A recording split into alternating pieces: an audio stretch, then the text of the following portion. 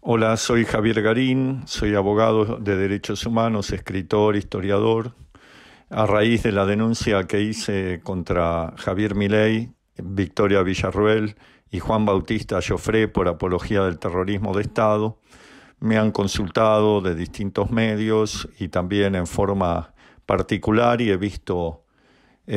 muchos comentarios en donde he advertido un gran desconocimiento de la historia, de lo que sucedió en los llamados años de plomo en la Argentina. Por eso me he decidido a publicar el texto completo de la denuncia que hice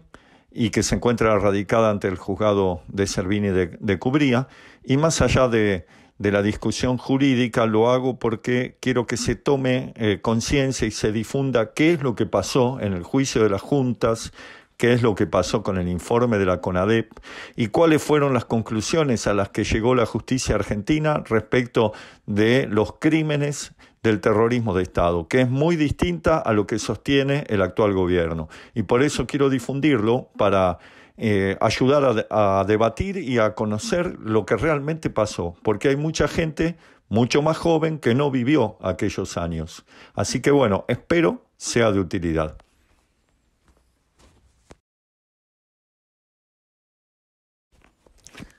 Formula denuncia por apología del delito, abuso de autoridad, incumplimiento de los deberes de funcionario público, señor juez Javier Garín, siguen los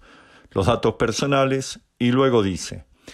que viene a formular denuncia y solicitar ser tenido como querellante, a cuyo fin acompañará la tasa de justicia, contra el presidente de la Nación, Javier Milei, la vicepresidenta de la Nación, Victoria Villarroel, el ex espía Juan Bautista Llofré, y contra cualquier funcionario público que hubiera participado por cualquier título que fuese, en lo que el suscripto entiende constituye una defensa antijurídica del golpe de Estado del 24 de marzo de 1976 y del terrorismo de Estado instalado con la última dictadura militar, en cuya virtud la justicia argentina, mediante procesos irreprochables, dictó numerosas condenas contra los integrantes de las entonces juntas militares y de una larga lista de represores incursos en gravísimos delitos de lesa humanidad, a fin de que se investigue la posible comisión de apología del delito, incumplimiento de los deberes de funcionario público y o abuso de autoridad.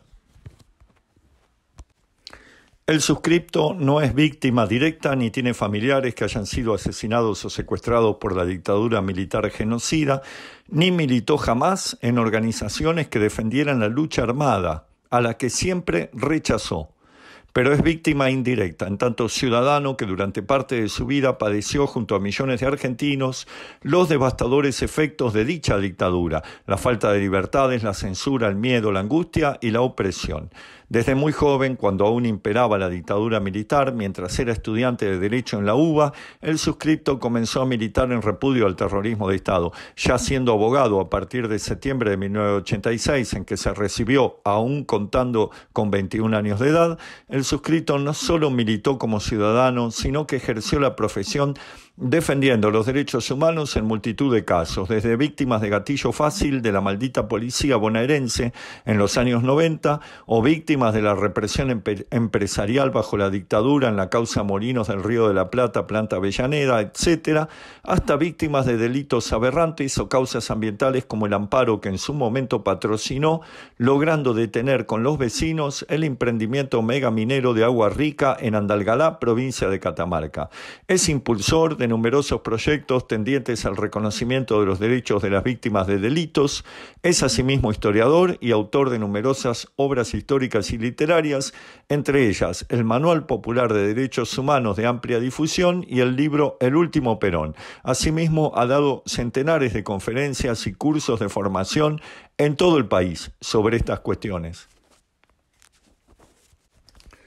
Por otra parte, al recibirse de abogado y al matricularse en los distintos colegios profesionales, el suscripto juró respetar y hacer respetar la Constitución y las leyes de la República. Por lo tanto, considera un deber indeclinable denunciar al Gobierno Nacional frente al rumbo que ha tomado en la materia y se sorprende de que no haya más abogados presentando denuncias de similar tenor en cumplimiento del juramento que prestaron. Es desde este punto de vista que el suscripto se considera profundamente agraviado por la reivindicación reivindicación implícita de la dictadura militar y el terrorismo de Estado que se desprende de los reiterados e insistentes dichos, acciones públicas, emisión de videos y mensajes de campaña y desde fuentes oficiales por parte del presidente de la República Javier Milei, de la vicepresidenta de la República Victoria Villarruel, del ex espía y ex titular de la CIDE Juan Bautista Joffre y de otros personajes vinculados al actual gobierno que a juicio del suscripto incurrieron en forma reiterada y sistemática en una justificación del golpe de Estado del 24 de marzo de 1976, una indirecta o directa reivindicación del terrorismo de Estado y una apología de los criminales condenados por esos delitos. Marco institucional y normativo. Imagine vuestra señoría cuál sería la reacción en Alemania frente a un presidente que planteara que no fueron 6 millones de judíos los asesinados por Hitler o que el Estado nazi actuó durante el Holocausto defendiéndose de una agresión marxista judaica o cualquier otra barbaridad negacionista por el estilo. En dicho país que sufrió tanto la atroz dictadura de Hitler como la dictadura comunista en su parte oriental, existe un pacto democrático contra las expresiones que intentan reivindicar el nazismo o minimizar o negar sus crímenes, lo cual está tipificado como delito. En Argentina, si bien no se han incorporado normas que penalicen el negacionismo frente al terrorismo de Estado, sí existen normas penales actualmente vigentes que sancionan la apología del delito y el incumplimiento de deberes de los funcionarios que en vez de defender la Constitución y el Estado de Derecho, defienden los golpes de Estado y minimizan o justifican los delitos de lesa humanidad. En tal sentido, cabe recordar, no porque vuestra señoría necesite que se lo recuerde, sino para ilustrar a quien acceda al conocimiento de la presente denuncia que el Código Penal establece. Artículo 213. Será reprimido con prisión de 1 mes a 1 año el que hiciere públicamente y por cualquier medio la apología de un delito o de un condenado por delito. La apología no consiste exclusivamente en la alabanza o encarecimiento de un delito para inducir a otros a realizarlo, sino que puede consumarse mediante la justificación directa o indirecta o el enaltecimiento de su autor o autores, pues de esa manera se lesiona el bien jurídico protegido que es el orden o la tranquilidad públicos, al alentar por vía indirecta a otros a cometerlo, o presentar tales acciones no como delitos, sino como actos excusables o incluso deseables. Se ha dicho que la apología es la exposición de ideas o doctrinas que defienden el crimen o ensalzan a su autor ante una multitud de personas que por cualquier medio de difusión. Se trata de la alabanza o exaltación de un delito o de su autor, presentándolo como meritorio y digno de aceptación por todos. La jurisprudencia ha sostenido que el obrar consiste en hacer públicamente y por cualquier medio la apología de un delito o de un condenado por delito, entendiéndose por apología la exaltación, ponderación o elogio, la presentación como meritorio, digno de defensa y aceptación. Así lo ha dicho distinta jurisprudencia, que no voy a citar aquí la fuente, pero que obra en la denuncia. Se sostuvo que los elogios de un proceder delictivo sobre hechos ocurridos, justificándolos en su contexto histórico sobre la base de la ineficiencia o imposibilidad de que la justicia pudiera probar y sancionar las conductas delictivas que las víctimas habrían cometido, volcados para su divulgación, configuran el delito de apología. Se trata de presentar actos criminosos como legales y dignos de comio de forma pública, provocando una incitación por demás perniciosa, pues la exaltación que comporta conduce a la confusión del sentido moral del deber y la legalidad en el grupo social determinado al que presuntamente se dirige, torciendo su comprensión mediante la justificación aviesa de un delito como meritorio. Indudablemente, quienes así publiquen tal calidad de actos exceden los cánones que la norma determina, pues nada hace razonablemente aceptables tales propósitos. Hay una serie de citas jurisprudenciales y continúa. En su aspecto subjetivo, el delito requiere de un obrar doloso, debiendo abarcar el conocimiento sobre aquello que se exalta o alaba. Corresponde que el autor del hecho punible actúe con discernimiento y voluntad de elogiar públicamente la comisión de un delito concreto y determinado o al autor de un hecho delictivo, así declarado por sentencia firme. Adviértase, por otra parte, que la Constitución Nacional considera traición a la patria la investidura de facultades extraordinarias y la suma del poder público, artículo 29, tal como concentró en sí la última dictadura militar, a la vez que en el artículo 36, inspirado precisamente en las atrocidades de la última dictadura militar, se considera traición a la patria la interrupción del orden constitucional por actos de fuerza, como fue el golpe de 1976, y se consagra el derecho de resistencia contra los que violaren el orden constitucional. Por otra parte, la Ley 25.633, en su artículo primero,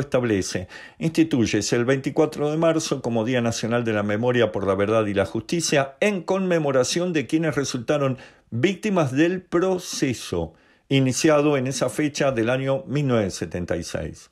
Como veremos, el gobierno nacional, si bien no prohibió las actividades conmemorativas, se empeñó en realizar actos de provocación contra dichas víctimas violando la ley vigente y difundiendo a través de medios oficiales, redes sociales y prensa videos destinados a ofender y agraviar a tales víctimas y a justificar el golpe de Estado y la represión ilegal, propósitos en los cuales ya había avanzado en reiteradas oportunidades, para producir una escalada de contenidos autoritarios y represivos por completo contraria a la ley y el espíritu de la Constitución Nacional y las leyes.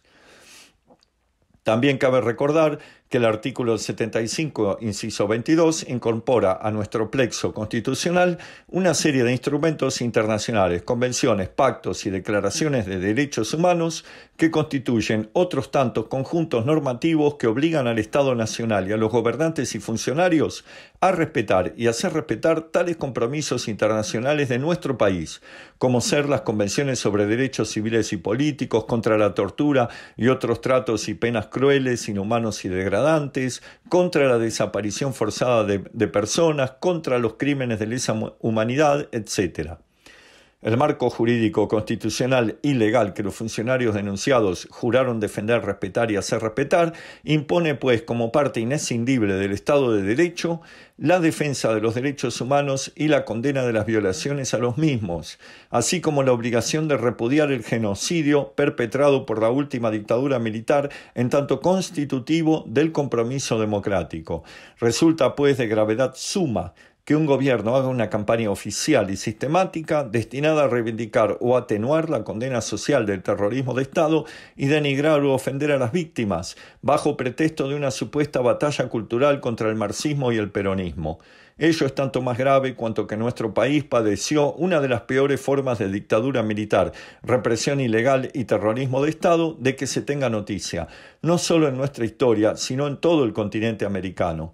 Cabe asimismo recordar que el artículo 248 del Código Penal penaliza con prisión de 1 mes a 2 años e inhabilitación especial por doble tiempo al funcionario público que dictare resoluciones u órdenes contrarias a las constituciones o leyes nacionales o provinciales o ejecutare las órdenes o resoluciones de esta clase existentes o no ejecutare las leyes cuyo cumplimiento le incumbiere. De manera que no se trata de perseguir opiniones más o menos valederas, sino de entender que las máximas autoridades de la República no pueden apologizar o justificar el terrorismo de Estado ni minimizarlo o disculparlo sin incurrir en delito e incumplir sus deberes, atentando con tal proceder no solo contra la tranquilidad pública, sino contra la propia Carta Magna.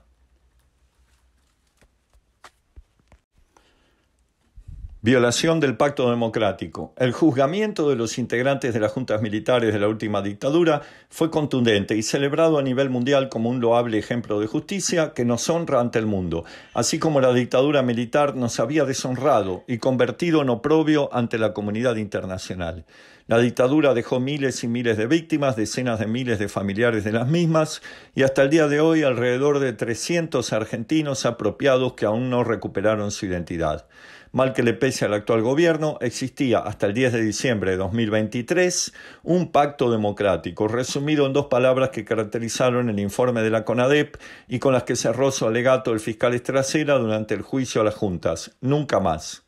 Como veremos, el relato, entre comillas, que intenta instalar irresponsable e ilegalmente el gobierno, implica la ruptura de hecho de ese pacto democrático, que no es fruto de un relato kirchnerista, como lo quieren presentar quienes hoy gobiernan, sino de la acción democrática de generaciones de argentinos, organismos de derechos humanos, militantes populares, legisladores, fiscales y jueces, que en 4 décadas de democracia difirieron en muchísimos tópicos, pero coincidieron en la férrea voluntad de que no se repita el reinado del terror, para lo cual resulta indispensable la memoria, verdad y justicia.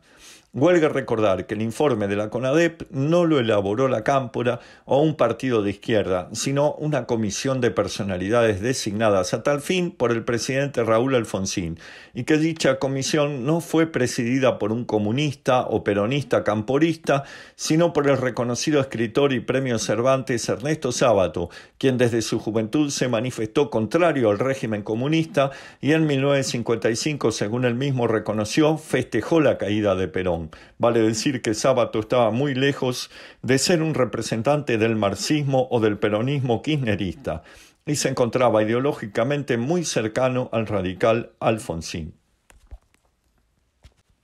Tampoco el fiscal Estracera o los camaristas que juzgaron a las juntas militares eran afiliados a la Internacional Comunista ni pertenecían al kirchnerismo, que no existía ni siquiera como proyecto remoto. El suscrito tuvo la suerte de ser alumno en la UBA del doctor Guillermo Ledesma, uno de los jueces de aquel proceso histórico, y recuerda perfectamente que este jurista defendía en sus clases un derecho penal de corte liberal y sostenía que en la Unión Soviética y en Cuba no existía el debido proceso sino un régimen totalitario.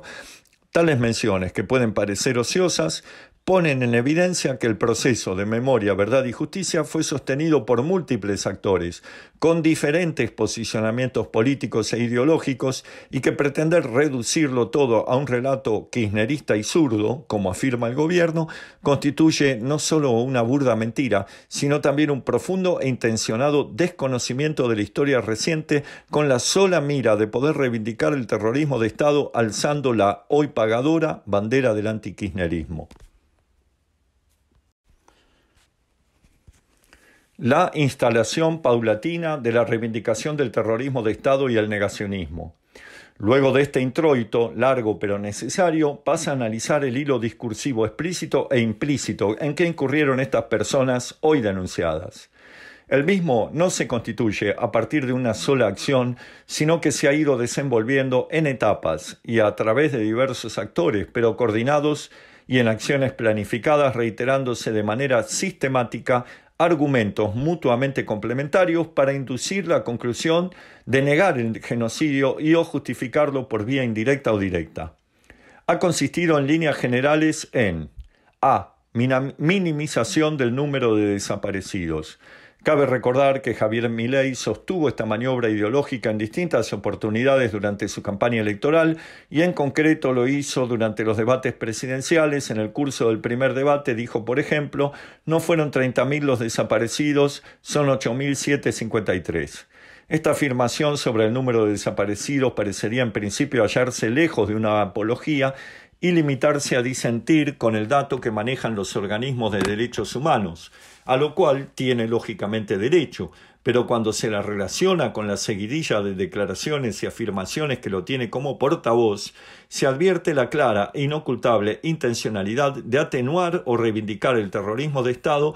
en contra de las sentencias firmes recaídas en decenas de causas de lesa humanidad. Cabe recordar que en el año 2006 se desclasificaron documentos de inteligencia de los Estados Unidos elaborados en 1978, donde hasta ese entonces el ejército, solo una de las 3 Fuerzas Armadas, reconocía haber asesinado o hecho desaparecer a unas 22.000 personas. Tampoco es posible ignorar que quienes se presentaron ante la Comisión Nacional de Desaparición de Personas, CONADEP, fueron solo una parte de las víctimas, toda vez que en esa época persistían grandes temores acerca de la posibilidad real de que los militares genocidas regresaran al poder, amén de que en el interior del país, en medios rurales, hubo también numerosas víctimas que no fueron denunciadas por ser aún mayor el miedo a las represalias. Veamos lo que dice el propio Sábato en el prólogo del Nunca Más, mucho antes de la existencia del denostado kirchnerismo. Desde el momento del secuestro, la víctima perdía todos los derechos, privada de toda comunicación con el mundo exterior, confinada en lugares desconocidos, sometida a suplicios infernales, ignorante de su destino mediato o inmediato, susceptible de ser arrojada al río o al mar, con bloques de cemento en sus pies o reducida a cenizas, seres que sin embargo no eran cosas, sino que conservaban atributos de la criatura humana, la sensibilidad para el tormento, la memoria de su madre o de su hijo o de su mujer, la infinita vergüenza por la violación en público, seres no sólo poseídos por esa infinita angustia y ese supremo pavor, sino, y quizás por eso mismo, guardando en algún rincón de su alma alguna descabellada esperanza. De estos desamparados, muchos de ellos apenas adolescentes, de estos abandonados por el mundo, hemos podido constatar cerca de 9.000, pero tenemos todas las razones para suponer que una cifra más alta, porque muchas familias vacilaron en denunciar los secuestros por temor a represalias y aún vacilan por temor a un resurgimiento de estas fuerzas del mal. Pero cualquiera sea el número que en definitiva se determine, la cantidad de 30.000, 9.000 o 22.000, una minimización o reducción del número de desaparecidos no puede erigirse en una atenuación del horror, o pretenderse que se ha mentido e impugnar así las sentencias dictadas por la justicia argentina, por cuanto se encuentra acreditado perfectamente lo que aquí interesa, la masividad y sistematicidad de la represión ilegal, a menos que se sostenga, en el colmo del absurdo, que el número dado por el presidente desbarata per se tales caracteres perfectamente acreditados y que al ser, a su criterio, menos de 30.000 ya no habría genocidio ni lesa humanidad. B. La afirmación como justificativo de que en Argentina hubo una guerra. También, en el curso de los debates presidenciales, Milei afirmó de manera escandalosa y vergonzosa que en la década de los 70 hubo una guerra. Esta manifestación revela la voluntad persistente de justificar o atenuar el terrorismo de Estado por aquello de que en una guerra todo está permitido. Afirmación falaz que ni siquiera se justifica en la guerra real entre países, en la cual, al menos teóricamente, quienes las dirigen y ejecutan se hacen pasibles de acusaciones por crímenes de guerra, por genocidio, por atacar población civil, bombardear ciudades, torturar, violar o masacrar poblaciones, asesinar prisioneros de guerra amparados por las convenciones de Ginebra, etc. Todos ellos son delitos de derecho internacional, cuya diversa tipificación data de más de un siglo en las convenciones internacionales respectivas y han dado lugar a sentencias condenatorias contra criminales de guerra por acciones criminales en Ruanda, la ex Yugoslavia y otros países.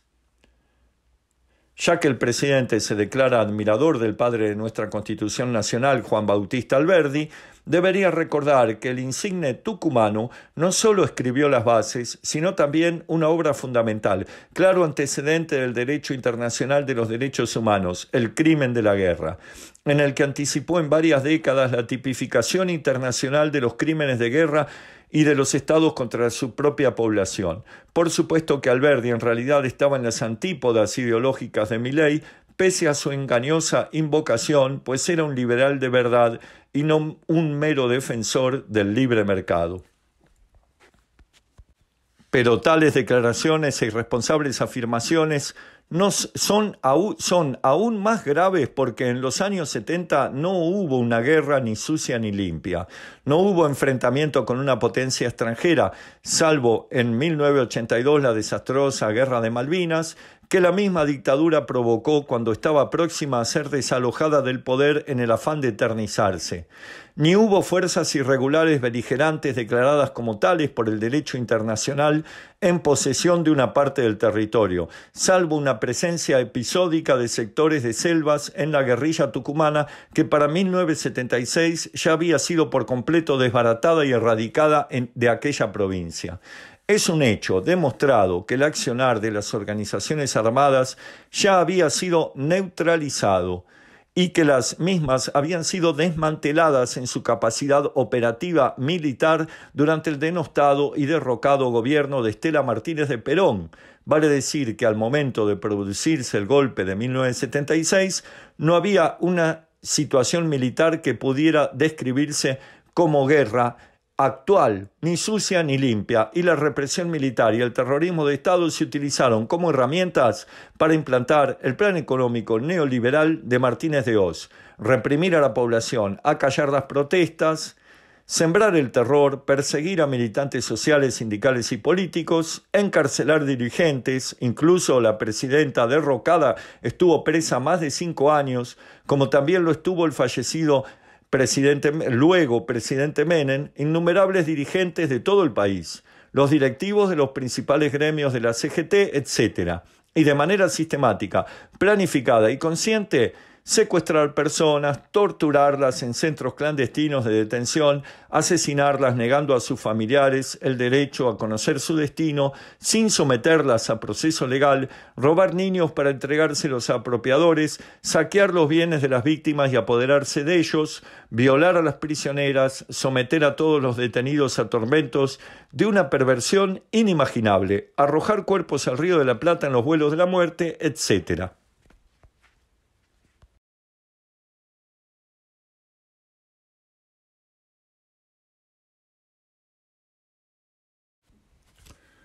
Todo esto es ocultado adrede por el hoy presidente Javier Milei, quien exhuma del Arcón Nacional del Oprobio la misma justificación que blandieron para su ilícito accionar los genocidas. Cabe recordar lo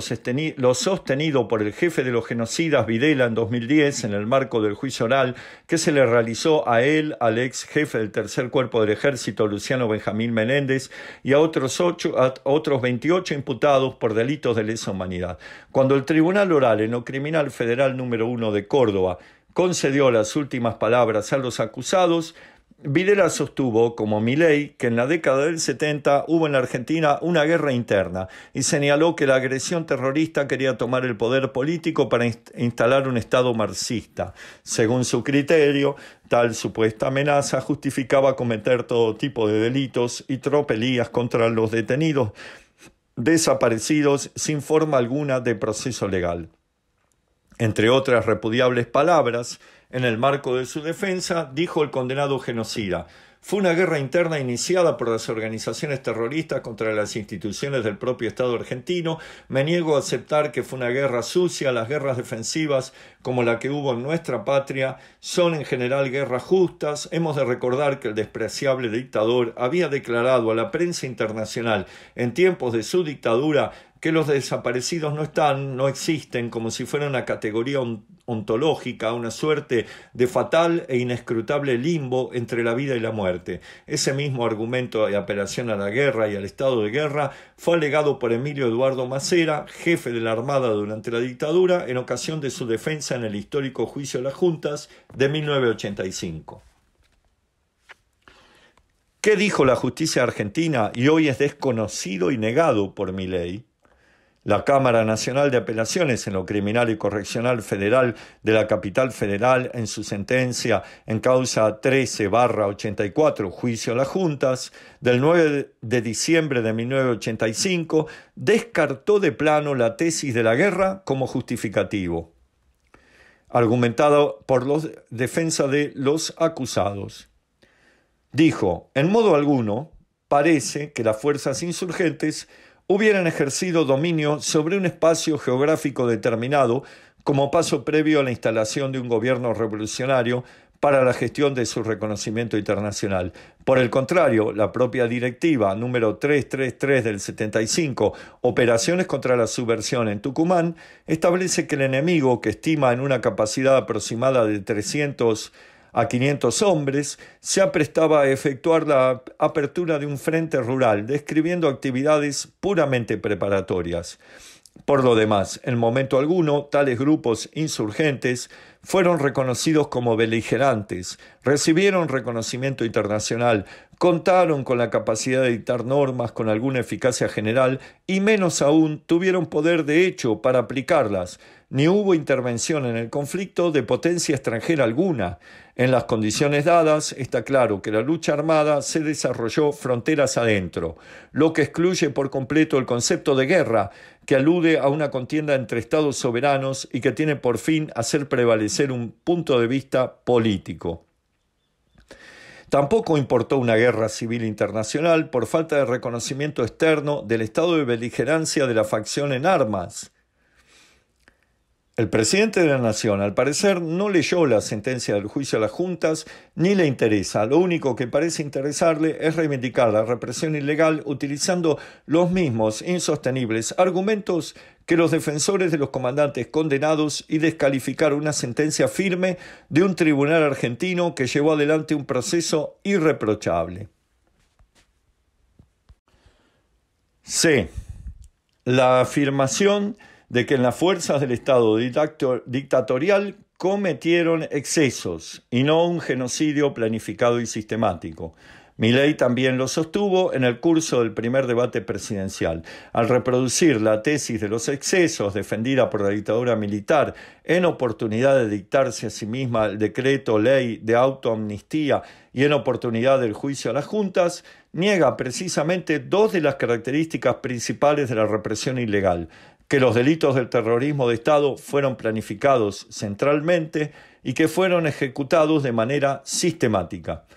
Una vez más, apelaremos no a las afirmaciones del demonizado kirchnerismo, camporismo o zurdos de distinta índole odiados por el presidente, sino a lo sostenido por la CONADEP en el prólogo escrito por el anticomunista y antiperonista Ernesto Sábato.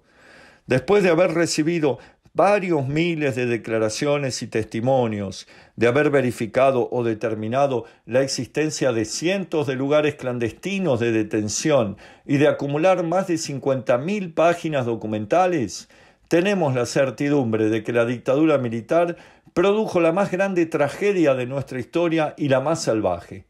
De la enorme documentación recogida por nosotros, se infiere que los derechos humanos fueron violados en forma orgánica y estatal por la represión de las Fuerzas Armadas, y no violados de manera esporádica, sino sistemática, de manera siempre la misma, con similares secuestros e idénticos tormentos, en toda la extensión del territorio. ¿Cómo no atribuirlo a una metodología del terror planificada por los altos mandos? ¿Cómo podrían haber sido cometidos por perversos que actuaban por su sola cuenta bajo un régimen rigurosamente militar, con todos los poderes y medios de información que esto supone? ¿Cómo puede hablarse de excesos individuales? De nuestra información surge que esta tecnología del infierno fue llevada a cabo por sádicos pero regimentados ejecutores. Si nuestras inferencias no bastaran, ahí están las palabras de despedida pronunciadas en la Junta Interamericana de Defensa por el jefe de la delegación argentina, general Santiago Omar Riveros,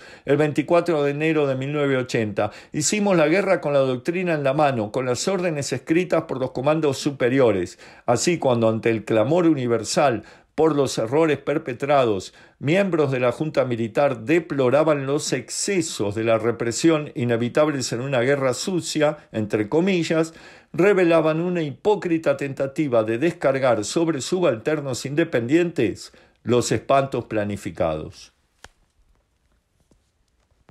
Evidentemente, el presidente no leyó el Nunca Más, o bien considera que Sábato era un agente pago del marxo-kirchnerismo. Continúa, los operativos de secuestro manifestaban la precisa organización, a veces en los lugares de trabajo de los señalados, otras en plena calle y a la luz del día, mediante procedimientos ostensibles de las fuerzas de seguridad que ordenaban zona libre a las comisarías correspondientes. Cuando la víctima era buscada de noche en su propia casa, comandos armados rodeaban la manzana y entraban por la fuerza, aterrorizaban a padres y niños, a menudo amordazándolos y obligándolos a presenciar los hechos. Se apoderaban de la persona buscada, la golpeaban brutalmente, la encapuchaban y finalmente la arrastraban a los autos o camiones, mientras el resto del comando casi siempre destruía o robaba lo que era transportable. De ahí se partía hacia el antro, en cuya puerta podía ver inscritas las mismas palabras que Dante leyó en los portales del infierno: abandonad toda esperanza en los que entráis. De este modo, en nombre de la seguridad nacional, miles y miles de seres humanos, generalmente jóvenes y hasta adolescentes, pasaron a integrar una categoría tétrica y fantasmal, la de los desaparecidos, palabra, triste privilegio argentino, que hoy se escribe en castellano en toda la prensa del mundo. No continuaremos transcribiendo este célebre documento que testimonia el incalificable horror perpetrado no por excesos de la guerra, sino por una represión asesina, planificada y bestial.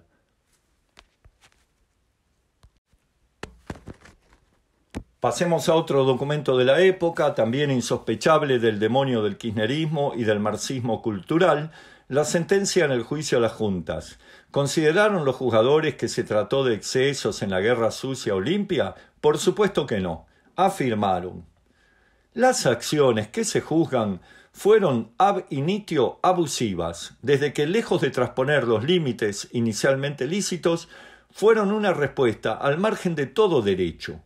No hubo intensificación de medios originalmente adecuados, sino instrumentos ilícitos, tales las detenciones sin juicio, tormentos, malos tratos a prisioneros, robos y daños. No hubo una inicial juridicidad, como lo reclama Soler, sino un ejercicio arbitrario del propio derecho en el ejemplo de Núñez. Tampoco se encuentra presente en la especie la esencia culposa del exceso. Las órdenes emitidas importaron actuar con conciencia y voluntad, con relación a las acciones típicas mencionadas en el párrafo anterior. Finalmente, la forma en que los enjuiciados condujeron las acciones antisubversivas no se adecuan al carácter del instituto que, según se señalara, estaba en el temor, la sorpresa, la agitación del ánimo que suscitan ciertas circunstancias en las personas. La agresión terrorista, se afirmó, era grave, seria, debía ser repelida. Sin embargo,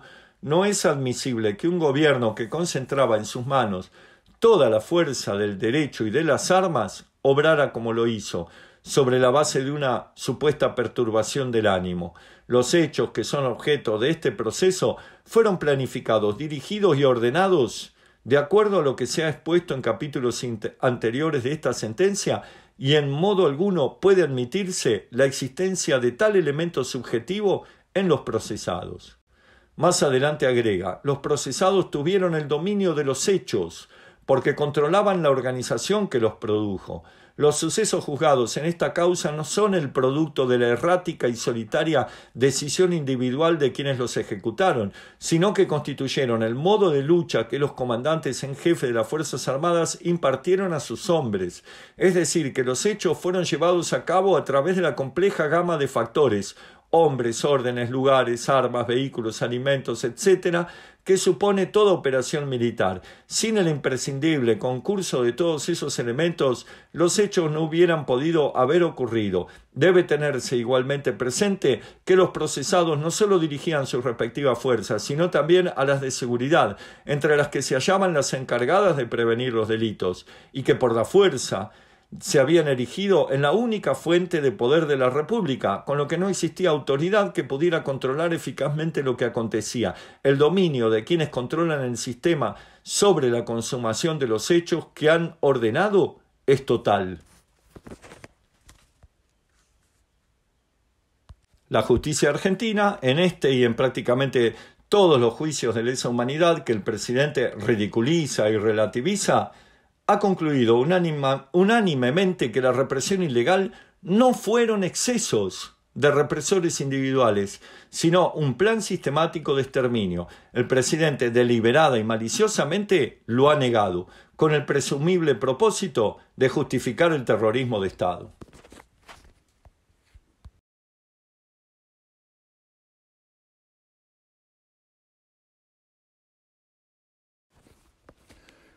Milei afirma: Montoneros y el ERP mataron, asesinaron, torturaron gente, pusieron bombas, hicieron un desastre y también cometieron delitos de lesa humanidad. Punto C.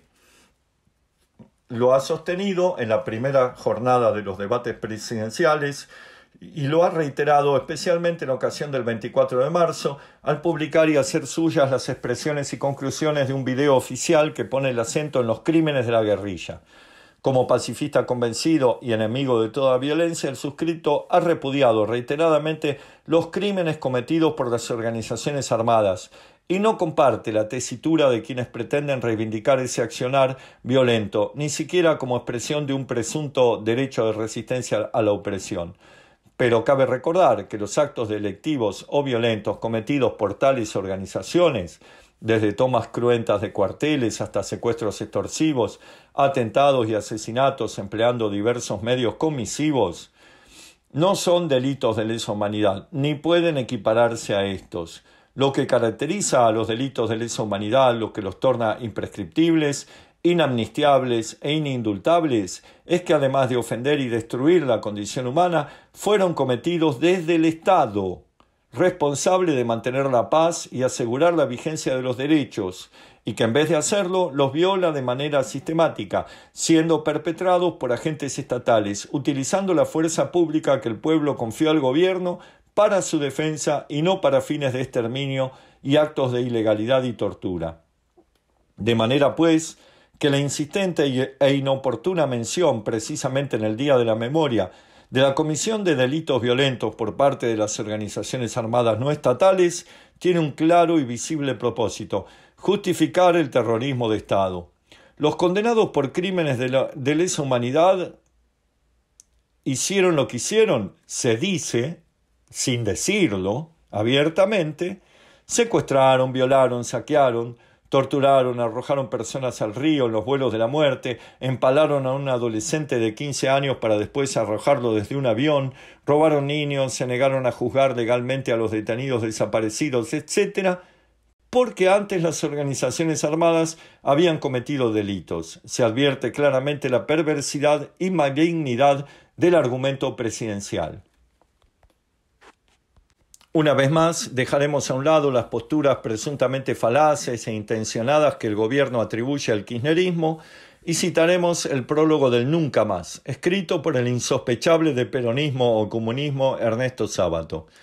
Durante la década del 70, Argentina fue convulsionada por un terror que provenía tanto desde la extrema derecha como de la extrema izquierda, fenómeno que ha ocurrido en muchos países. Así aconteció en Italia, que durante largos años debió sufrir la despiadada acción de las formaciones fascistas, de las Brigadas Rojas y de grupos similares.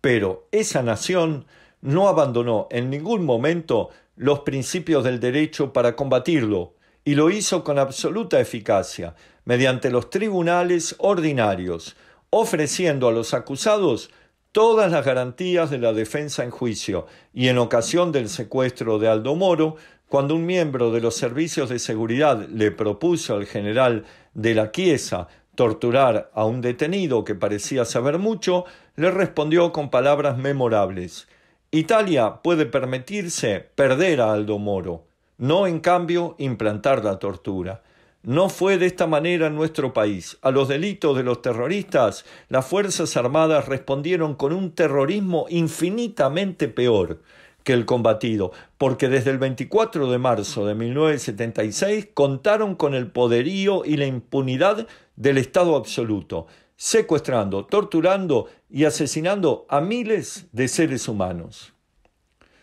Poner el acento en los crímenes de la mal llamada subversión un 24 de marzo, ocultando los crímenes de lesa humanidad cometidos por los militares genocidas condenados por la justicia argentina, muestra una vocación no de perseguir la memoria completa, sino de reivindicar y o justificar el terrorismo de Estado.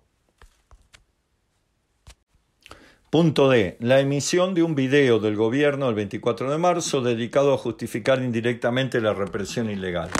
Como es público y notorio, el gobierno difundió por la cuenta X de la Casa Rosada un video de casi 13 minutos sobre los años 70 y la última dictadura militar en el marco del Día de la Memoria por la Verdad y la Justicia, dirigido por un tal Santiago Oría, en que se renombró de manera ilegal el 24 de marzo como Día de la Memoria, la Verdad y la Justicia completa, infringiendo así la Ley 25633, pues no se puede modificar la denominación de un día nacional por video, sino por ley. En la misma plataforma, Milei retuiteó el mensaje y publicó: por una memoria completa para que haya verdad y justicia. La ofensiva pieza recopiló los testimonios del ex montonero arrepentido Luis Labraña, del ex jefe de la CIDE Juan Bautista Tata Joffre y de María Fernanda Viola, hija del capitán Humberto Viola, que por supuesto tienen todo el derecho de opinar lo que quieran, pero que al convertirse tal pieza audiovisual en la versión gubernamental oficial del Día de la Memoria, asume el carácter de un acto apologético del terrorismo de Estado, por los motivos ya explicados precedentemente. Joffre sostuvo que no se contó de manera completa la historia de los años 70 y que ello fue por plata, porque hubo un reconocimiento a quienes habían destrozado la Argentina o iban a destrozar la Argentina, y se quedaron con mucho dinero, cifras enormes de aquel entonces y de hoy, $200.000 para cada uno. Asimismo sostuvo que bajo el kirchnerismo el terrorismo estaba en el gobierno. Todo esto con motivo del Día de la Memoria, instituido, recordemos, en conmemoración de quienes resultaron víctimas del proceso iniciado en esa fecha del año 1976. Va de suyo que las leyes reparatorias no constituyen un premio por cometer delitos, sino una reparación por la violación sistemática de derechos por parte de la dictadura militar a quienes fueron víctimas de la misma. Es notable asimismo, a través de los libros y reportajes de Joffre, que este oscuro operador del submundo de la inteligencia no busca la memoria completa, sino la reivindicación del terrorismo de Estado. Ello se trasluce en todas sus publicaciones, inspiradas en el propósito de reivindicar la represión ilegal como algo justo o al menos necesario frente a la agresión marxista. Resulta cuando menos curiosa la queja de estos sectores, cuya voz pretende asumir el gobierno, de que los guerrilleros no hayan sido castigados como si lo fueron según ellos los represores. Observó Fernández Meijide, cuando Raúl Alfonsín asumió, ordenó primero la investigación de los hechos y por eso se crea la CONADEP. Después se avanzó con el enjuiciamiento de las Fuerzas Armadas y también el enjuiciamiento de los jefes de las organizaciones guerrilleras armadas. Por eso estuvo preso Mario Firmenich y Roberto Perdía, que murió la semana pasada, pudo regresar al país. ¿Es un tema que se ignora o se olvidó? Claro que se olvida. Como se olvida que a ellos los liberó Carlos Menem con sus indultos. Los liberó a los militares y a los guerrilleros, a todos. En efecto, el sujeto en cuestión que el gobierno ha decidido tomar como portavoz fue secretario de inteligencia y embajador bajo el menemismo, gobierno que se encargó de indultar por igual a represores y jefes de organizaciones armadas mediante un pacto de impunidad, que se llamó eufemísticamente de pacificación. En efecto, en 1989, Menem indultó a los procesados, los militares que todavía estaban en juicio pese a las leyes de impunidad, y algunos civiles de organizaciones armadas, y clausuró los juicios pendientes. Fueron 4 decretos: el 1002 a favor de represores como Riveros, Suárez Mason, Seaciaín y otros; el 1003 para ciertos represores uruguayos, dirigentes montoneros y hasta personas que habían estado desaparecidas, como Graciela D'Aleo, quien se negó a aceptar el indulto; el 1004 para los carapintadas de Semana Santa, Montecaseros y Villa Martelli, y el 1005 para los responsables de Malvinas, Galtieri, Anaya y Lamidoso. La Cámara Federal de Bahía Blanca se pronunció por la inconstitucionalidad de tales medidas en relación a los represores. La Corte Suprema de entonces no solo las avaló, sino que ante el planteo de Graciela D'Aleo de que se violaba su derecho a ser juzgada y la presunción de inocencia, resolvió que se trataba de un beneficio irrenunciable por ser una potestad discrecional del Poder Ejecutivo. En diciembre de 1990, Menem prosigue con su política de pacificación, que lo llevó a abrazarse con el almirante Rojas, derrocador de Perón, y con los Alzogaray, Aleman, etc., y procede a indultar a los condenados judicialmente por decreto 2741, a los integrantes de las 3 primeras juntas del proceso, Videla, Macera y compañía, por decreto 2742, a Firmenich por decretos 2743 al 46, a ciertos dirigentes peronistas con causas pendientes, a Martínez de Oz y a Suárez Mason por una causa no prevista en el indulto anterior, y también a presos comunes, mezclando la Biblia con el calefón. Ambas tandas de indultos dejaron sin castigo a unas 1.200 personas. El gobierno presionó a los fiscales para que no plantearan la inconstitucionalidad de los nuevos decretos y removió a los que se negaban a obedecer. Se cierra así el cuadro de impunidad total. Si Alfonsín había hecho concesiones inaceptables por sus vacilaciones y contradicciones y por temor a haber interrumpido el incipiente proceso democrático, Menem actuó con plena convicción ideológica a favor de la impunidad. El indulto me lo banco yo, fue la frase que eligió para adoptar estas medidas profundamente impopulares, a las que se oponían, según encuestas de la época, 7 de cada 10 personas en el caso de los excomandantes y 8 de cada 10 en el caso de Firmenich. Los indultos por delitos de lesa humanidad fueron declarados inconstitucionales años después, mientras que los de los jefes de las organizaciones armadas quedaron firmes, porque no se trataba de delitos de lesa humanidad. Esto, sin embargo, se oculta intencionadamente para dar la impresión de que hay un grupo de exmilitares injustamente presos. La campaña permanente de Villarruel a favor de los represores. Luego de la emisión del video oficial, la vicepresidenta manifestó en las redes sociales: los derechos humanos son para todos, la memoria también, verdad y justicia y reparación para las víctimas del terrorismo. Los responsables de estos crímenes no pueden quedar impunes. No fueron 30.000. ¿Qué significa no pueden quedar impunes? Siendo abogada, ¿acaso desconoce que los montoneros indultados por Menem no pueden ser juzgados nuevamente? Y de nuevo la sistemática discusión en torno al número de desaparecidos, lo que demuestra el pacto y coordinación que mantiene con el presidente, como si el número modificara la atrocidad de los delitos.